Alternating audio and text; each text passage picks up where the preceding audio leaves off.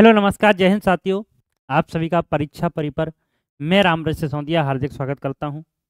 तो जैसा कि आप लोगों को पता है कि हमने इससे पिछली जो क्लास की थी उसमें मैंने आपको बताए थे मेंसुरेशन 2D के फॉर्मूले, और जो आज की क्लास है इसमें हम पढ़ेंगे मेंसुरेशन 3D के फॉर्मूले। तो ये आप फॉर्मूले याद कर जाते हैं तो आप चाहे कोई भी पेपर देने जाते हैं, एसएससी देने जाओ, रेलवे देने जाओ, यूपीएसआई, यूपी पुलिस, है ना, कोई भी आप पेपर देने जाते हैं मेंसुरेशन सवाल आता ही आता है।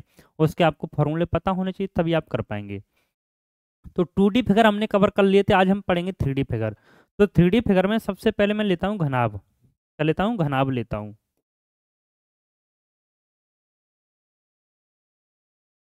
अब आपसे पूछा जाए कि घनाभ का आयतन क्या होता है, वॉल्यूम क्या होता है। तो घनाभ का जो आयतन होता है वो आपका होता है लंबाई गुणा चौड़ाई गुणा ऊंचाई। ठीक है, ये घनाभ का आयतन हो गया।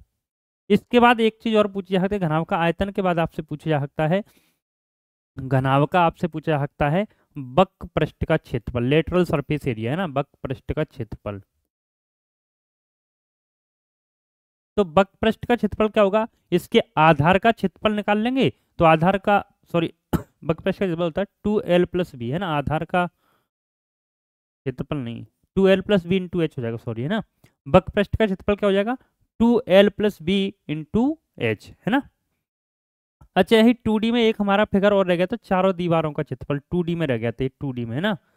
चारों दीवारों का क्षेत्रफल, चारों दीवारों का क्षेत्रफल, तो यही होता है आपका 2l+b इंटू एच। ठीक है, ये भी आपका चारों दीवारों का क्षेत्रफल भी यही होता है। तो चारों तरफ से कवर कर लो, वक्र पृष्ठ हो जाएगा, तो वही आपका फॉर्मूला डायरेक्ट लग जाता है। इसके बाद बात आती है, आयतन हो गया, वक्र पृष्ठ हो गया, टोटल सरफेस एरिया ना, संपूर्ण पृष्ठ का क्षेत्रफल, या टोटल सरफेस एरिया, है ना, टोटल सरफेस एरिया। तो संपूर्ण पृष्ठ का आप जब क्षेत्रफल निकालेंगे तब आपका क्या होगा, तो संपूर्ण पृष्ठ का क्षेत्रफल आपका होता है 2LB+BH+HL, है ना। ये संपूर्ण पृष्ठ का क्षेत्रफल हो जाएगा। इसके बाद आपसे एक प्रश्न और पूछा सकता है, घनाभ का विकर्ण। विकर्ण हम कौन सी कंडीशन में निकालते हैं, जैसे मैंने कहा एक कमरा है और एक कमरे में आपको लंबी से लंबी छड़ रखनी है, तो वो छड़ की लंबाई क्या होगी, तो वो छड़ की लंबाई आपकी होगी, जो घनाभ का विकर्ण होता है वही आपकी छड़ की लंबाई होती है। तो आप कहते हैं जो घनाभ का विकर्ण होता है वो आपको होता है अंडूड में l² प्लस b² और प्लस h²। अब देखो, आप घनाभ को कर लेते हो, यहीं से पूरा आपका घन बन सकता है। देखो घन का आप कैसे बनाओगे। अब बात आई घन क्यूब की, है ना, वो कीबोर्ड हो गया, ये क्यूब है, क्यूब। अब क्यूब का जब आप वॉल्यूम की बात करेंगे, आयतन की बात करेंगे या वॉल्यूम की बात करेंगे, तो आयतन आपका क्या हो जाएगा, तो आयतन आप कह देंगे कि गुरुजी यहाँ पे घनाभ का आयतन था L×B×H, और घनाभ में क्या होगी, तीनों भुजाएं बराबर होंगी, तो ये भी ए, ये भी ए, ये भी ए, तो तीनों का जब आप गुणा करेंगे तो क्या हो जाएगा, ए क्यू हो जाएगा। तो यहीं से आप कहते हैं घनाभ का आयतन हो गया भुजा क्यू। वक्र पृष्ठ का क्षेत्रफल,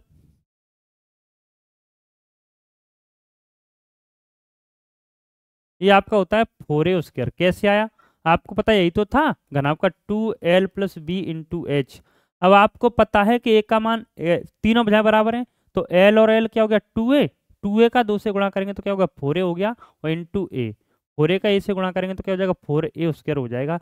इसी को हम याद कर लेते हैं, 4a² हो गया, ऐसे करके ये बना है।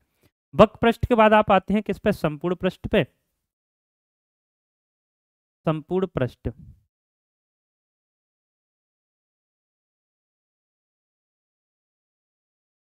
तो संपूर्ण पृष्ठ का क्षेत्रफल आपका क्या होता है, 6a² होता है। क्या होता है, 6a² होता है। क्या होता है, 6a² होता है। बताओ भाई, जल्दी से एक बार देख लो आप, फिर मैं आगे बढ़ूंगा।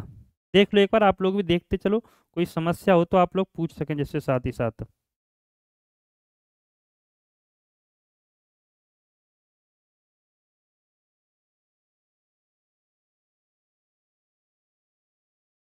ठीक है, अब ये भी कैसे बनाया आपको पता, यही तो था, 2LB+BH+HL, यही तो था। अब यहाँ से आप कहेंगे a², ये भी a² और ये भी a², तो तीनों का आप जोड़ें क्या होगा 3a², और 3a² का जब 2 से गुणा करेंगे तो आप कहते हैं 6a² हो जाएगा। क्या हो जाएगा 6a²। ठीक है, यहाँ से आपका ये बन गया। इसके बाद आपका आ जाता है इसका विकर्ण। क्या आ जाता है, विकर्ण आ जाता है। तो विकर्ण आपका होता है √3a। क्या होता है √3a। ये हमारे घन के फॉर्मूले हो गए। तो घनाभ पढ़ लिया हमने, घन पढ़ लिया। इसके बाद हम बात करते हैं किसकी, बेलन की बात करते हैं। किसकी बात करते हैं, बेलन की। ये आपका है ना।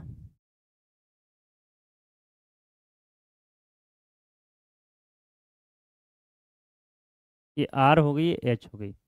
तो बेलन में क्या क्या पूछा है, तो सबसे पहले आपसे पूछा है बेलन का आयतन या वॉल्यूम। तो बेलन का जब आपसे आयतन पूछा जाएगा तो आयतन आप कह देंगे πr² h। अब देखो याद कैसे करेंगे आप, कि अगर मैं आपसे पूछता है कि वृत्त का क्षेत्रफल क्या होता है तो आप कहते हो गुरु जी πr² होता है, इसमें h और आ गई तो सीधा सीधा आप कर देते हैं πr² h। ठीक है, इसका आप वक्रपृष्ठ निकालते हैं, वक्रपृष्ठ लेटरल सरफेस एरिया, वक्रपृष्ठ का क्षेत्रफल। तो वो आपका क्या होगा, अब देखो इसका वृत्त का परिमाप क्या होता है 2πr होता है, 2πr होता है, यहाँ पे h और बढ़ेगी तो क्या हो जाएगा 2πrh। ठीक है, इसके बाद हम संपूर्ण पृष्ठ का क्षेत्रफल निकालें। इसका क्या निकालें, संपूर्ण पृष्ठ का क्षेत्रफल। संपूर्ण पृष्ठ का क्षेत्रफल तो आपको पता है 2πrh तो ये है। इसके बाद πr उस करिए, ये भी ऐड हो जाएगा और ये भी ऐड हो जाएगा। πr उस क्षेत्रफल है तो πr², πr² और πr² क्या हो गया 2πr², 2πr²। यहाँ से आप 2πr कॉमन ले लेंगे, कोष्टक में क्या बचेगा h+r। तो आप सीधा सीधा कह देंगे 2πr और कोष्टक में आपका ब्रैकेट में क्या हो जाएगा h+r हो जाएगा। ये हमारे बेलन से संबंधित फॉर्मूले हो गए। इसके बाद और आगे हम बढ़ते हैं। बेलन के बाद जो हमारा नंबर आएगा, बेलन के बाद आएगा कोण का यानी शंकु का।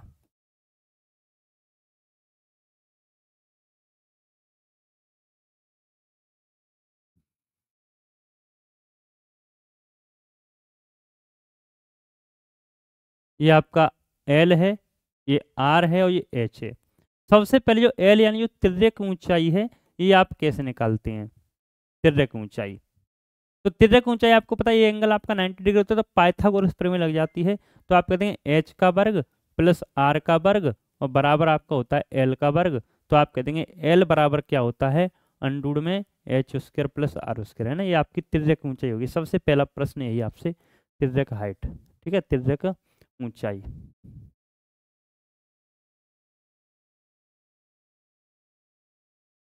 ठीक है, तिर्यक ऊंचाई आपको आ गई।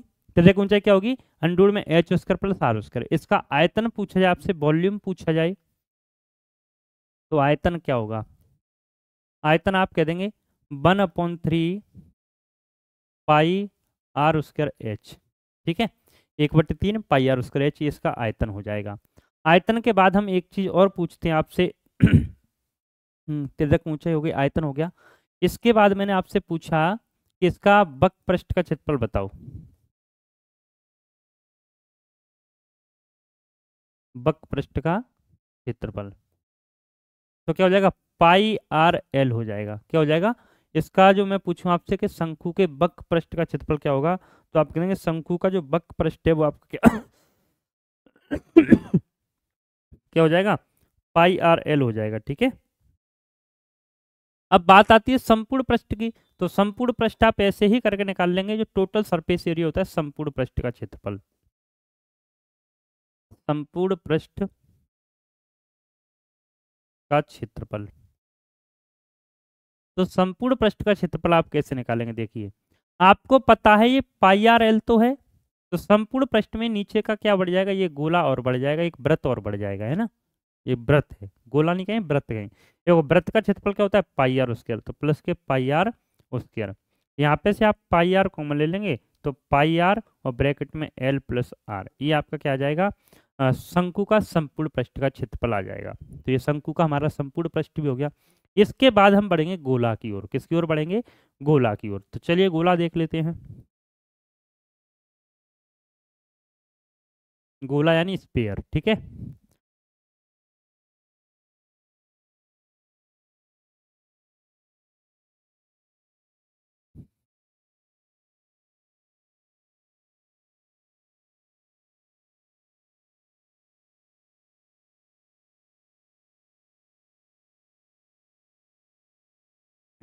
ये देखो ये है, इसमें ये गोला बना हुआ है आपका, जैसे जो बॉल होती है ना वो ये है ना, आप कह सकते हैं आपका गोला है। समझने की कोशिश करना, क्योंकि 3D फिगर यहाँ पे मैं नहीं दिखा पा रहा हूँ, समझना ये 3D फिगर है, ठीक है।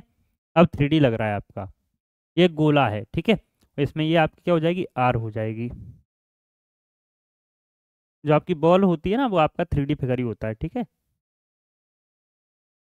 3D फिगर है ये, मान के चलो। इसमें आपकी आर होगी, यानी त्रिज्या होगी, यहाँ से यहाँ तक की दूरी, ये त्रिज्या होगी आर, ये भी आपकी त्रिज्या होगी आर, यहाँ ले जाएं तो ये भी आपकी त्रिज्या होगी आर, ठीक है। या इधर ले जाओगे तो ये भी आपकी त्रिज्या होगी आर होगी। अब यहाँ पे मैं इसका आयतन पूछूं आपसे, आयतन क्या होता है? तो आयतन आपका होता है 4/4/3 पाई आर क्यू, ठीक है। ये आपका स्पेयर का गोले का आयतन हो जाता है 4/3 पाई आर क्यू। इसके बाद आता है इसका वक्र पृष्ठ का क्षेत्रफल। वक्र पृष्ठ का क्षेत्रफल, इसके वक्र पृष्ठ के क्षेत्रफल की मैं जब बात करूंगा तो आप कहेंगे हो जाएगा 4 पाई आर स्क्वायर। क्या हो जाएगा, 4 पाई आर स्क्वायर। इसके बाद में इसके संपूर्ण पृष्ठ के क्षेत्रफल की बात करूंगा, संपूर्ण पृष्ठ का क्षेत्रफल। तो संपूर्ण पृष्ठ का जो क्षेत्रफल आपका होता है वो आपका होता है, वो भी आपका इसका क्या होता है, 4 पाई आर स्क्वायर ही होता है। क्या होता है, 4 पाई आर स्क्वायर होता है। ये आपका क्या होगा, गोले के फॉर्मूले के। गोले के बाद एक आकृति आपके सामने और बनती है, उस आकृति को हम बोलते हैं अर्धगोला। क्या बोलते हैं,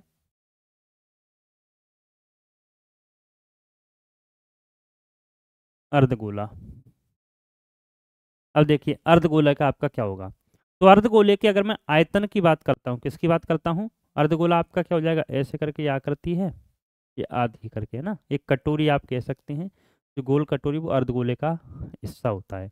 तो आयतन की बात करें, आपको पूरे का कितना था, तो आप कहेंगे ये पूरे का 4/3 पाई आर क्यू था, तो इसका आधा कर दीजिए। तो फोर जब इसमें 2 से भाग करें तो क्या आ जाएगा, 2/3 और पाई आर क्यू, ये आपका हो गया अर्धगोले का आयतन हो गया, ठीक है।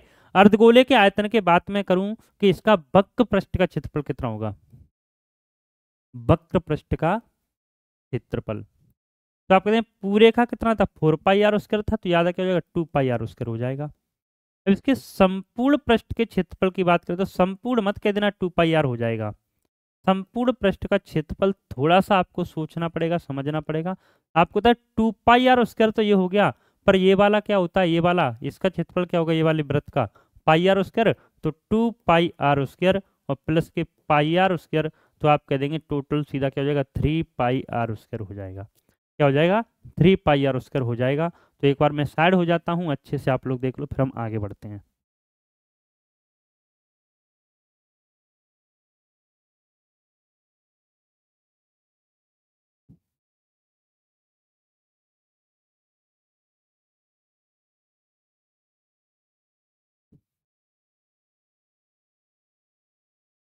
अब इसके बाद बात आती है प्रिज्म की, किसकी बात आती है, प्रिज्म की।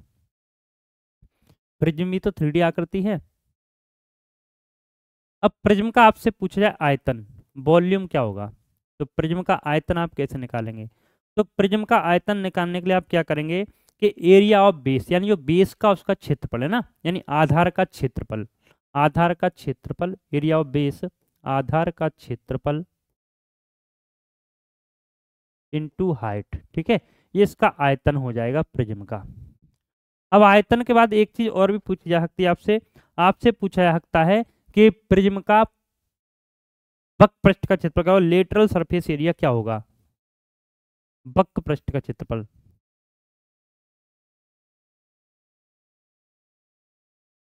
तो वक्र पृष्ठ का क्षेत्रफल आपका क्या हो जाएगा, आधार का परिमाप, आधार area sorry perimeter of base, आधार का परिमाप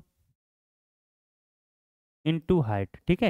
ये इसका क्या हो जाएगा, ये इसका वक्र पृष्ठ का क्षेत्रफल हो जाएगा। इसके बाद एक चीज आपसे और पूछी जा सकती है कि इसके संपूर्ण पृष्ठ का क्षेत्रफल क्या होगा। तो संपूर्ण पृष्ठ का क्षेत्रफल,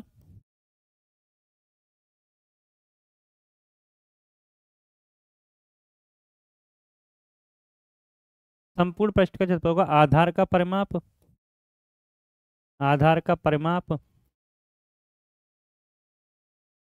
इनटू एच प्लस 2 इंटू आधार का क्षेत्रफल, आधार का क्षेत्रफल।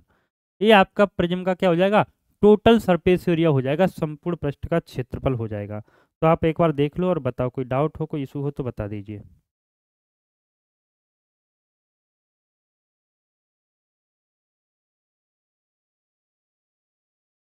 इसके बाद आपके सामने एक चीज, एक फिगर और बन सकता है 3D का, उसे भी हम लिख लेते हैं, उसे हम छोड़ते नहीं है, पिरामिड। क्या लिख लेते हैं, पिरामिड लिख लेते हैं, पिरामिड।